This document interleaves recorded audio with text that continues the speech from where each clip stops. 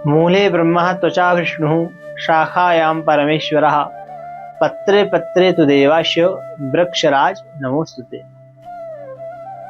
जिसके मूल में ब्रह्मा जी हैं, बलकल में विष्णु जी हैं, शाखायाम परमेश्वर है, जिसकी शाखा में भगवान शिव हैं, पत्रे पत्रे तो देवास्य, जिसके पत्ते पत्ते पर देवता निवास करते हैं, वृक्षराज नमोस्तुते।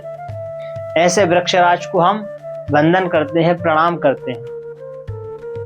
ऐसा वृक्ष कौन है जिसको कहा है पत्रे पत्रे तो देवास्य वृक्षराज नमोस्तुते, वृक्षों का राजा जिसको कहा है।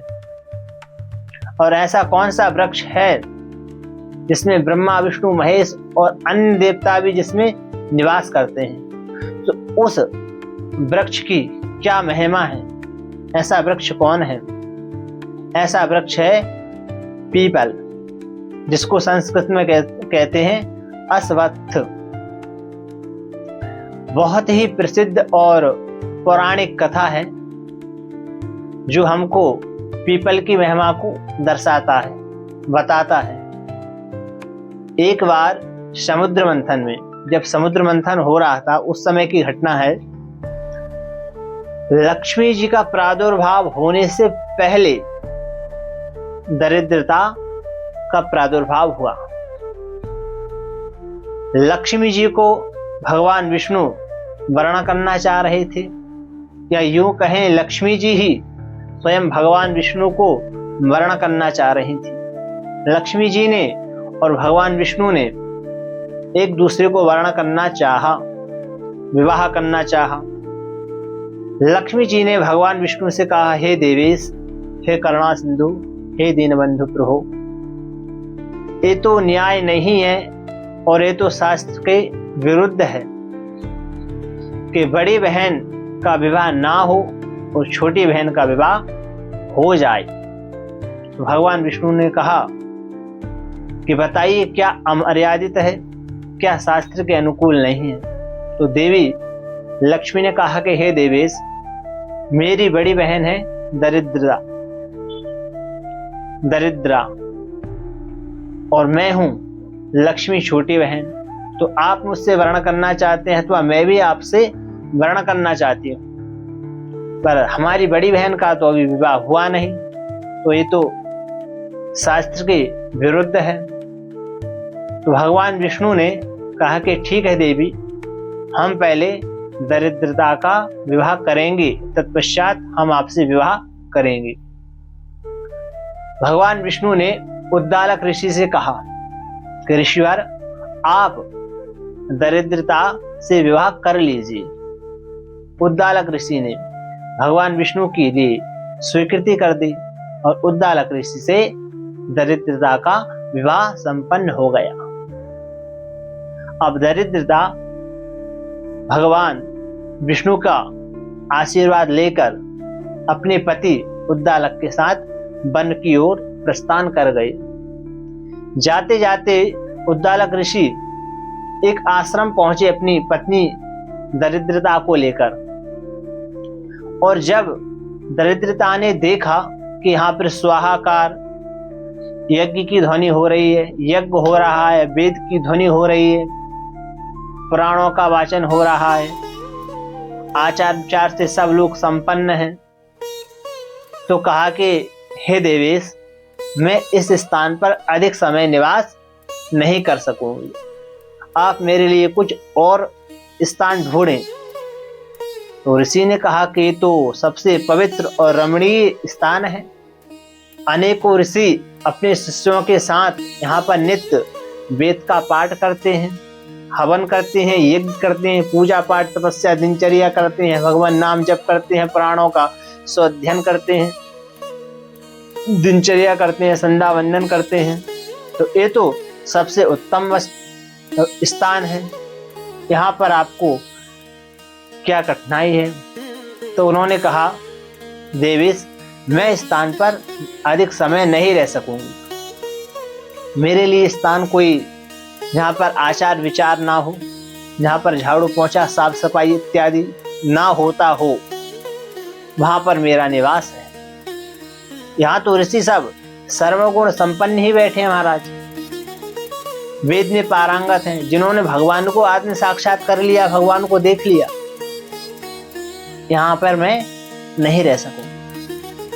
तो ऋषि ने कहा कि ठीक है देवी, आप यहाँ पर कुछ समय विश्राम करो और मैं ऐसा कोई स्थान देखकर आता हूं। ऋषि यूं कहकर दरिद्रता से चले गए कि मैं आपको स्थान खोज कर आता हूं, फिर आपको साथ में लेकर जाऊंगा। बहुत समय बीत गया, ऋषि वापस नहीं आए। किसी कारणवश, या उनको स्थान ना मिला हो या स्थान कोई खोज रहे हो। तो बहुत समय बीत गया और दरिद्रता विलाप करने लगी। जब लक्ष्मी जी ने देखा कि मेरी बड़ी बहन कामातुरावी है, अभी अभी पति से वियोग हुआ है, नई नई शादी हुई है और बहुत समय बीत गया है, ऋषि अभी तक लौट के भी नहीं आए, तो वो रुदन कर रही है और छोटी बहन लक्ष्मी जी से देखा नहीं गया। तो उन्होंने फिर भगवान विष्णु से कहा कि हे देवेश, मेरी बड़ी बहन दुखित है, उसके कष्ट का निवारण करिए आप। देवेश, आप ही जगदीश हैं, आप ही सबके पति हैं, भगवान ही सबके पति, भगवान ही सबके स्वामी हैं। भगवान को जगन्नाथ कहते हैं, जगत के नाथ। बाकी तो सब लोक व्यवहार में सबके सब पति हैं, सबके सब स्वामी हैं, सबके सब पुत्र हैं, सबके सब बेटे हैं, पर वस्तुतः भगवान के ही सब अंश हैं। तो कहा कि आप ही सब में विराजमान है प्रभु, आप ही कुछ उपाय करिए जिससे मेरी बड़ी बहन दरिद्रता का कष्ट निवारण हो।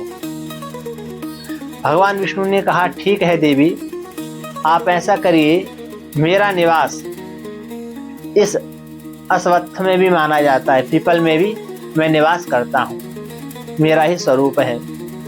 तो आपको सांत्वना मिलेगी, आपके कष्ट का निवारण होगा, तो आप इसमें निवास करिए।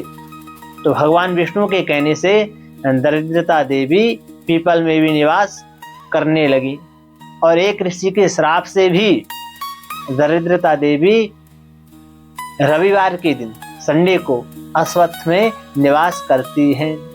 भगवान विष्णु ने कहा कि जब तक आपके पति नहीं आते हैं, आप कामातुरा हैं, आप व्याकुल हैं, आप क्षुब्ध हो रही हैं, आप दुखित हैं, तो आपको दुख ना हो, आपका कष्ट निवारण हो, आपको सांत्वना मिले, इसके लिए आप इस अश्वत्थ में निवास करें, आपको शांति अवश्य प्राप्त होगी। तो भगवान विष्णु के कहने से दरिद्रता देवी अश्वत्थ में, पीपल में निवास करने लगी। अब उस पीपल का स्वरूप क्या है कि मूले ब्रह्मा त्वचा विष्णु शाखायां परमेश्वरः पत्रे पत्रे तु देवस्य वृक्षराज नमोस्तुते। जिसके मूल में ब्रह्मा है, बलकल में विष्णु है, मूले ब्रह्मा त्वचा विष्णु, जिसकी शाखा में भगवान शिव हैं, पत्रे पत्रे तो देवाश्य, जिसके पत्ते पत्ते में देवता निवास करते हैं, और वृक्षराज नमस्ते, वो वृक्षों का राजा है। ऐसे में भगवान ब्रह्मा विष्णु महेश और अन्य देवी देवता भी अश्वत्थ में, पीपल में निवास करते हैं और भगवान विष्णु के ही कहने से वहां पे दरिद्रता देवी भी निवास करती हैं। तो ये वृक्षों का राजा है, हमको सनातन धर्म में ये बताया गया है। तो शनिवार मंगलवार को या जब भी जैसे भी हो, हमको वृक्ष तो कोई काटना भी नहीं चाहिए। हरा भरा वृक्ष हो, गृहस्थी ना काटे, अन्य कोई भी ना काटे। एक पीपल का ही वृक्ष ऐसा है जो सबसे ज्यादा हमको ऑक्सीजन देता है।